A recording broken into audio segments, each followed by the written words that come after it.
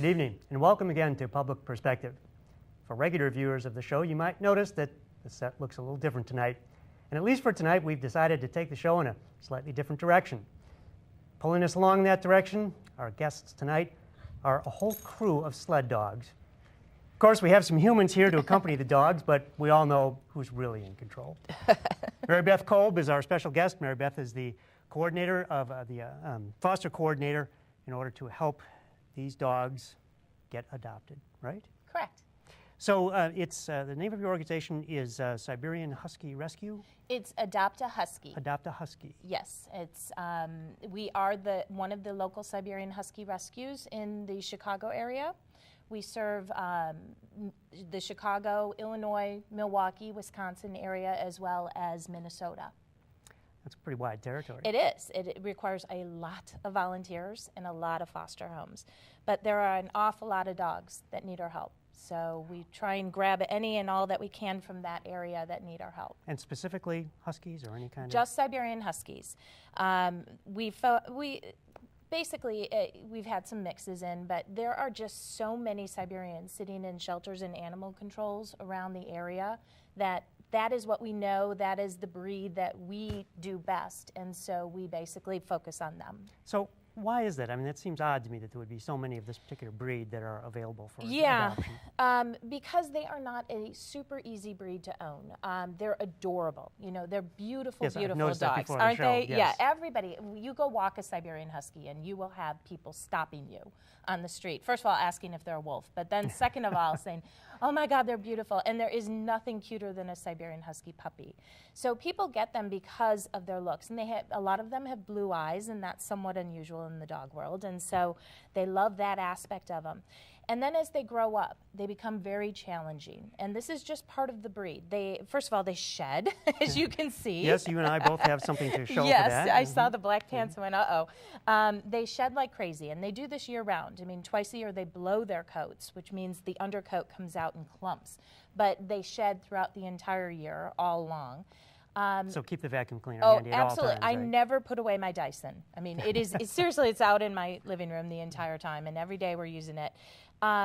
So there's that. They're also very, very intelligent dogs, and they're very stubborn dogs, and that combination can be challenging. So they can look at a situation, size it up, you know, oh, I want to get to the steak on the counter. And most dogs would just go try and get the steak on the counter. Siberians, in turn, will say, oh, but I need to distract her first. So I will run over there and I will knock down something else. And then when she's got her back turned, I'll run and grab the steak. And so that can be a challenge. So they're plotters. They plot behind your back? Absolutely. Yes. Or right in front of you if you're not smart enough to catch it. And then the biggest reason is, you notice we're all on leashes, right? Yes. These aren't golden retrievers where we can tell them to sit and they beautifully sit for us. They might do that, but they absolutely have to be on leash 100% of the time, or else in a secured, fenced area. So, but that, I mean, if you had them at home, certainly they can wander around the house without a leash, right? Without a leash, but I wouldn't let them out of your sight. I really wouldn't. I mean, this is a dog that what's the difference between a chew toy and a couch? Not a lot. Size. Yeah, I can take that on. So you really have to monitor them. I mean, once they're past their 2 and 3 and 4-year-old, they tend to calm down a little bit, and you can have them more trustworthy and kind of loose more often. But I never take my eyes off of my dogs. They're with me, or else they're in crates. So if you have to go out, or if you have to do something around the house, just have a crate. And have to have a crate. These dogs are crate trained, right? Absolutely. And all the fosters at Adopt a Husky are crate trained, because we do assume that we are adopting into homes that work during the day or that do go out to dinner. And the last thing we want is the new owner to come home and find chaos, right? So we always they might, right? If they leave they them loose, would? if Yes. they leave them loose, they would. So we always tell them, crate your dog if you're not able to be there and watching your dog. So they just are a different kind of breed. They really are. So coming back to the people who buy them, as you've mentioned, people will buy the dogs because of their looks and for other reasons, and then they find that they're more than they can handle. Right. So they come to you in the rescue shelter, but when when people come to the shelter to say, oh, I love that dog, I love the look, oh, look at those blue eyes. So how do you work with the potential adopters to tell them what it's really going to be like? We actually have a process. And first of all, we do only take dogs from shelters. We don't take dogs from individuals because we have a waiting list right now of about 23 dogs just in the Chicago area that need to come into us from shelters. And without us, they die. So the they'd dogs, be out on the street, they'd fend for themselves, and or they're in shelters that are euthanizing due to space. So not all shelters are like that, but some are, and so they are our priority. And so if anybody comes to us and says, I want to rehome my Siberian, we absolutely help them. We will put their dog on our web, we'll help them rehome the dog themselves, but we won't physically take the dog because we are very limited we're limited by the number of foster homes we have, is how many dogs we can have. We don't have a shelter. These dogs are in our homes. So all of the dogs under your care are in foster homes. Hence your title of foster coordinator, Correct. right? Correct. So you work with, and actually if we can have one of our camera people swing over a little and catch our foster mom, Tammy, here with Felix, who's causing a scene. A ruckus. Right. Felix is a puppy. Felix is 6 months old, and he came to us from a shelter downstate Illinois, actually, and he had a breathing problem. Felix, it was not diagnosed when he came into us, but any activity would cause him to turn blue, and he actually even passed out. Ooh. So we immediately brought him to our vet, and through a series of tests, it was found out that he had what's called bilateral laryngeal paralysis, which means he had a problem getting air through his airway. And he had to have a specialized surgery that tied back part of his esophagus to get the airflow through. And that's why he's got that raspy voice. That's just the nature of his disease.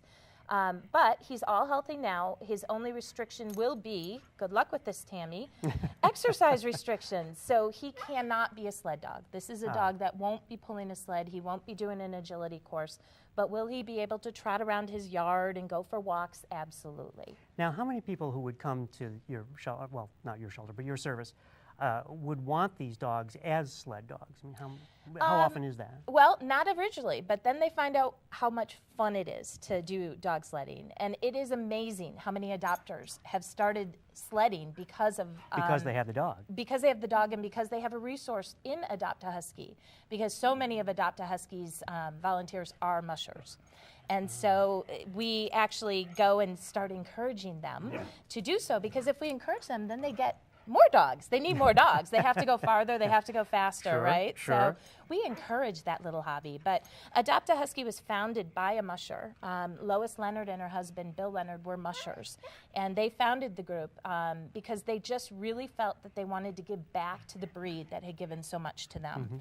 And they wanted to really help all the dogs that needed homes. So they founded it, and then they started mentoring those of us who were volunteering. And when I started with the group, I just had pet Siberians, but then Bill was smart enough to put me behind a sled. And said, I went, isn't this fun? Whoa, I want to do this. And then he gave me one of his dogs, and the rest is history. And so a lot of our volunteers and adopters do eventually get into dog-powered sports. Maybe not a team of 8 or 12, but you can do dog-powered sports with 1 or 2 dogs. You can bike with them. You can skijor with them, which is cross-country skiing with a dog in front of you. Skijor. Skijor.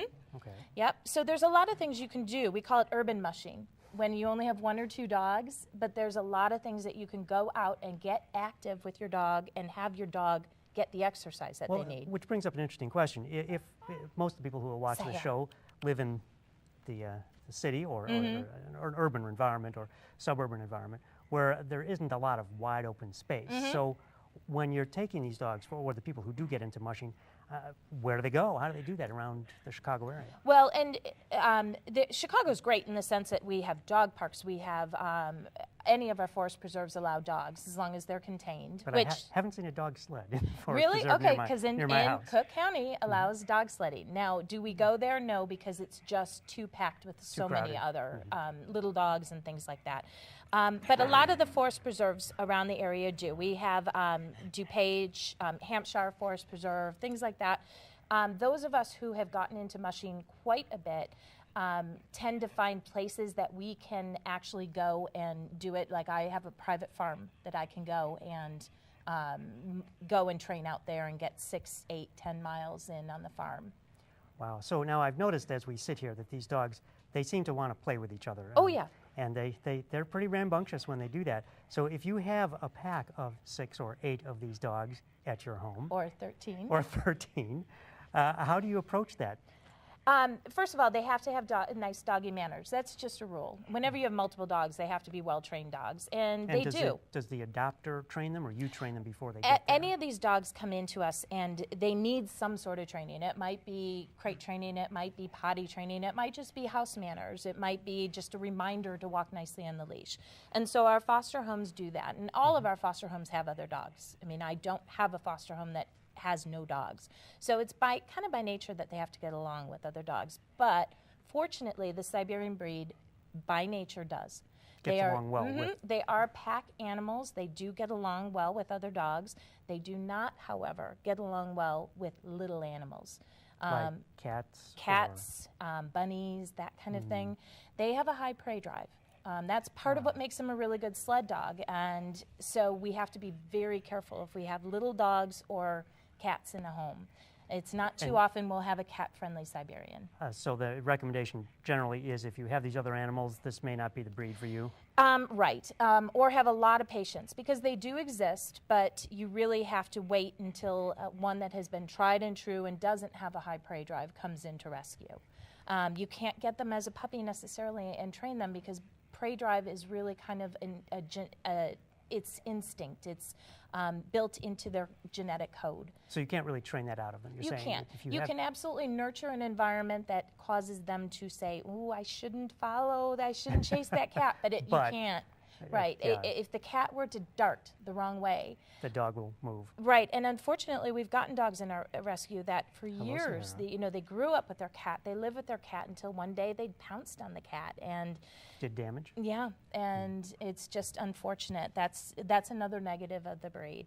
But now they don't do that with people, however. Not at all. Not at all. This is a breed that overall incredibly friendly. They are not going to be a watchdog, right? So I mean, they will, if somebody breaks into your home, they're going to be like, hey, how are you? Let me show you where they keep the stuff. Can you give me a cookie? I mean, they are not a watchdog at all. They're generally very friendly, and you saw that as you walked in here, and all these dogs came and went right up to you and said, right now. Okay. And for our audience, we're going to come back and show you a little bit about what it means to actually connect these dogs to a sled and talk with a musher and see whether or not you might be interested in becoming a dog musher yourself. So stay with us. We'll be right back. Okay. Okay.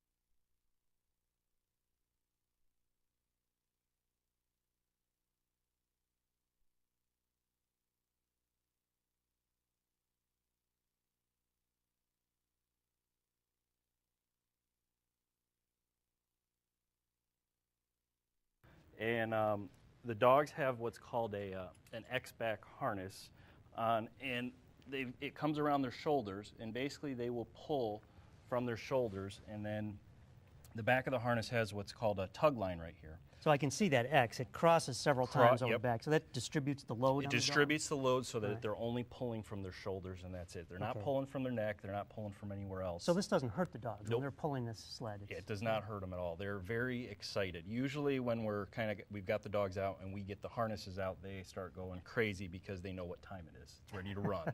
In fact, I saw before the show when we were setting up, all you have to do is give them a little tug on the back here, and they think it's time to go. Oh yeah, they do. And so this is the tug line. So this is how they're hooked at the kind of the base of it.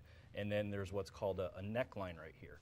So this is what gets attached to their collar, basically, and that keeps them in line.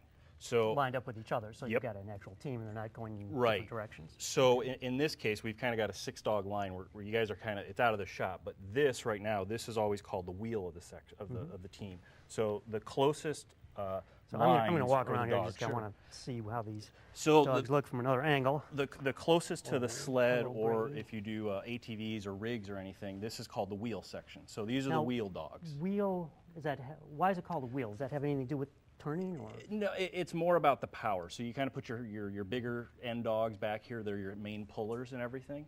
So it's called the wheel, and then basically moving forward, it's called a team position. And so they're just kind of team dogs. and then you have your leaders. So in a 6-dog line, you got 2, 2, and 2. So it's kind of wheel. You can also call the middle dogs team or point, and then the front are lead. Well, so I would think, I'm surprised, I would think that the strongest dogs would be in the lead, but you're saying the strongest dogs are closer to the sled. The heavier, the pullers where they're digging and they're basically the weight. So all the force is coming from here. What your lead dog is, it's also your smartest dog, and it's your what we'd call driving. So they're meant to be running nonstop. They're pulling the team and they're leading the team. And they know where they're going as well, right? We give them commands called G, which is for right, and HA for left.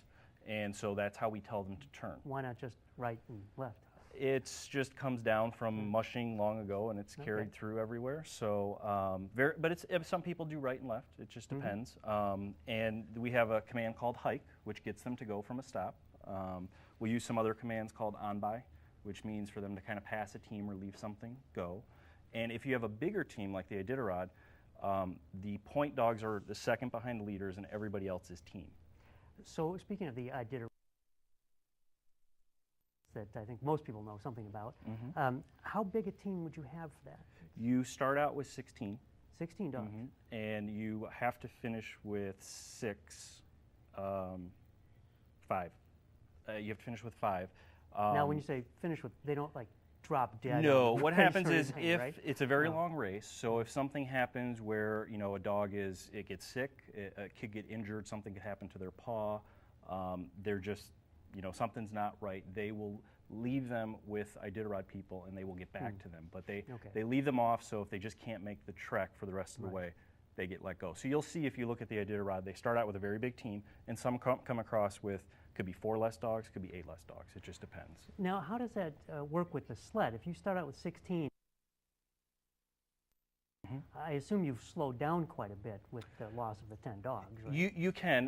The Iditarod's a little different than what we do, because the Iditarod, the sleds are bigger, they're much longer, and they're also carrying a lot more equipment. They actually carry their food for the person, they'll carry food because it's for a the dogs. day-long race, right? Yes, it can be usually it's about 10 days for the winning time. It can go down to 9, and it can go up to 15 days for somebody to come across. So as they kind of go along the race, weight does come off the sled, but as you pull dogs off, you will be a little slower. But those, don't be fooled by just having less dogs that they can't pull it. They can still pull. Oh yeah, they have power. So what kind of racing can be done here in the Chicago area? There's 2 kinds of racing you can do. There's what's called sprint, which is what I do, and then there's mid-distance. And the difference is just about, sprint, it's more about speed. So you're out on the track, and it's a fast course, shorter mileage. Mid-distance. What would be a typical mileage for a sprint? Sprint, it's kind of the rule of thumb is it's a mile per dog. So you have a 4-dog team, which is typical, dog, and then a 6-dog team, so 6 miles, and then you have an 8-dog team, so it could be 8 miles, or you have what's called a 10-dog, which technically would be 12 miles, or they'll do what's called an unlimited class. So depending on, Michigan and Wisconsin has a lot of races around here. The unlimited could be all the way up to 16 dogs, and it could go 15 miles, it could go 16, it just depends. So where around this area would you find a 16-mile course to take a whole bunch of, and I assume that there's a number of sleds in it, and teams in these races, right? There's a decent amount of us. We usually use private land most of the time to do that, and it's not going out like a pure 16 miles and coming back like a track. It's you're looping on a bunch of stuff, and you're trying to teach them those commands. Repeat parts of the course. There's parts of the course that you'll repeat and everything. And then the mid-distance, they're going slower, but they're going longer distances.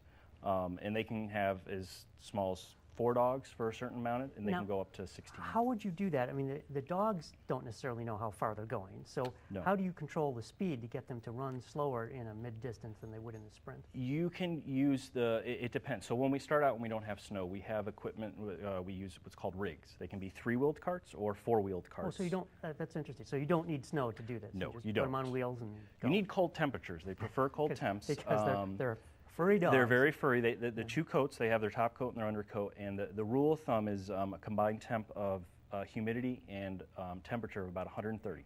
You don't want to go over that, because what will happen is if a dog overheats, it's very hard to, once it happens, you can't not have it happen again. Oh, so then they're prone to it afterwards. Yes, so it makes it harder for them to run, so that's a problem. So usually we don't start training until around October, just because of temperature here in Illinois. So, and then we'll go through all the way to March. So we start out very slow with slow mileage, and then we work our way up as the temperatures get colder and these guys get in shape, basically. So again, how do you control the speed then? To keep them They're at the on mid-distance? the equipment, we can control it with braking, other things where we're actually kind of controlling the speed. So we're not letting them go full out. And In other words, they feel that, they can sense that you don't want them to. They, So is there they kind of will learn communication? to it, yeah. Well, there's not so much communication. They'll learn. We can give commands to kind of tell them easy or hold back, but it depends. The way the mid-distance people train is a little different than we train because of the distances, right? They're putting in a lot more miles than we are. So, but it just depends on how you're going to train. But you can use the equipment to help you do that. And what is a mid-distance? It could be anywhere from 6 miles, well, really 12. It could be 12 miles up to 50 in a single day. It could go more than that. So let's take a 50-mile race, for example. How long would it take? I mean, how fast are these dogs moving? How long would it take to do that They can kind of race? average 12 to 14 miles an hour. Really? So in a given time, 50 miles could be Depending on 4 size or- hours, yeah, roughly. Yeah, 3-4 hours, I Yeah. would think. So, and the difference is it also is a lot of this depends on conditions, temperature, snow conditions, a lot of that stuff. The warmer it is, the dogs aren't going to run quite as hard. If it's a kind of slushier snow, it's not going to be as fast of a time either because they're pouncing through it. If it's more of a compact where it's a nice hard snow and it's colder, they're going to run. These guys, the Siberian Huskies, love cold temperatures. The colder it is, the harder and faster they run. So that makes a big difference. Well, as you said, they can overheat. So the colder it is, the more energy they can expend internally, right? Yep. Without being in trouble. So you've got a sled back there. Do you want to talk a little bit about Yeah. what that sled is and how it works? So the sled is a little different than Don't mind me, I'm going to walk right behind you. Then the rig. We'll kind of pull this up just so everybody can kind of see it. So the sled comes in various sizes, kind of different shapes, but this is a wooden sled, and it's if you guys see right here, this is it's lashed, so it's not bolted or anything like that. So what But it there does, is a screw there is here a that- screw to kind of tie the wood to the stanchion. This is called the stanchion, and with it being lashed, it gives the ability to kind of Okay, just movement in the sled. It's like the old radio flyer sleds. then, you know. Yeah. So when they first started out, they used to be bolted. They moved to this, and then there's also aluminum sleds now that faster, lighter, they can turn more. But it's still the same concept. There's a bed, and then you have a sled bag.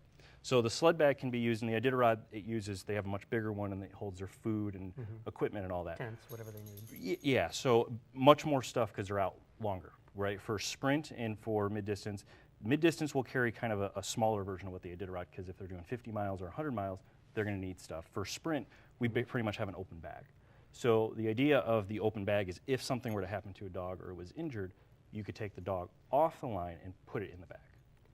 So, and the that's dog would be why, sheltered and right, and if you look, there are vents in the bag, on the back right here. So there's Right. vents right here so that they can breathe, and there's basically what's called a neckline right here. So you would have this attached inside to the bag, and then this would go to the collar. Now, the dog doesn't always want to stay in there, though. I can imagine. Dog wants to get out and run, right? Yes.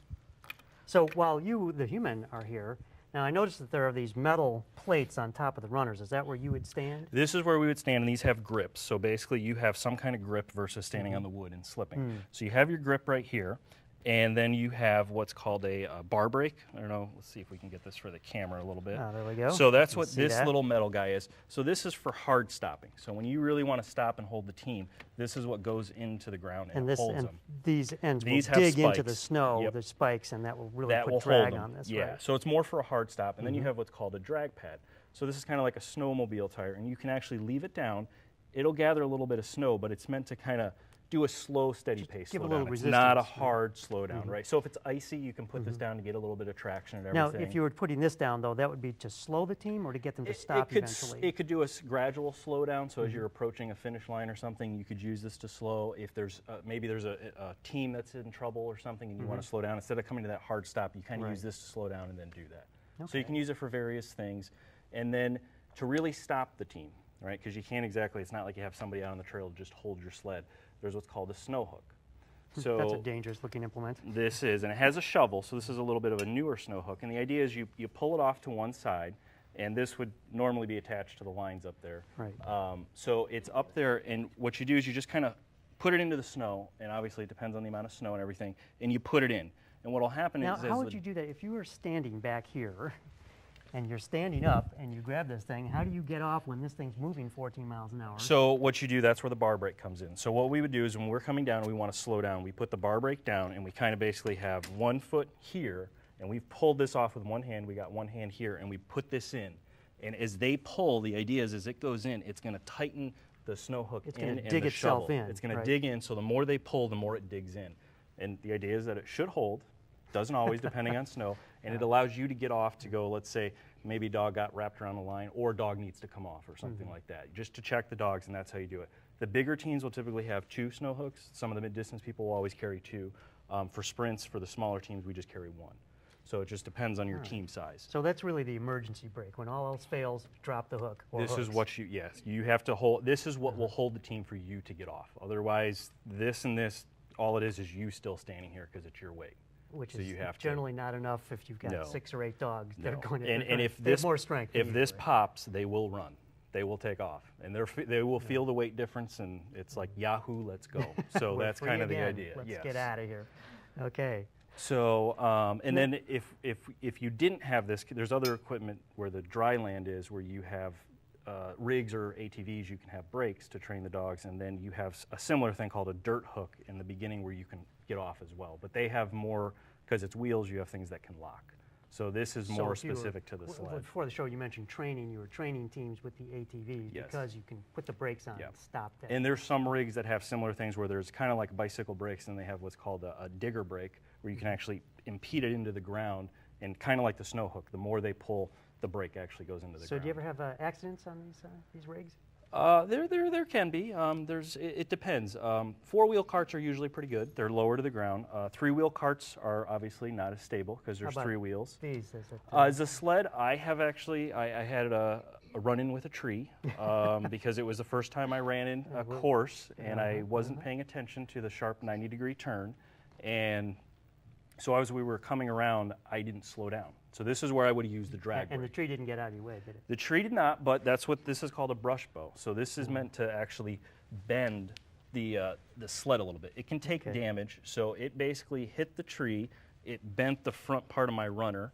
I kind of fell over. I didn't get off or anything. But the you were dogs okay, turned right? back and looked at me and said, "Hey, what's said, going on?" "What are you doing?" I kind of moved the sled out, and they just took off, and we kept going. Well, speaking of taking off, we're already out of time. George, I want to thank you so much. Thank you. Jolie, thank you for handling the dog so expertly. And I want to thank our audience for being with us for this special show of Public Perspective. I'm your host, Kevin McDermott. You can find us every Saturday night on Comcast Channel 19 at 8 o'clock, and you can find us on the web at publicperspective.com, and you can find these guys at Adopt a Husky? Not these guys specifically, but the other guys we showed at adoptahusky.com. AdoptAHusky.com. So until next time, thank you and good night.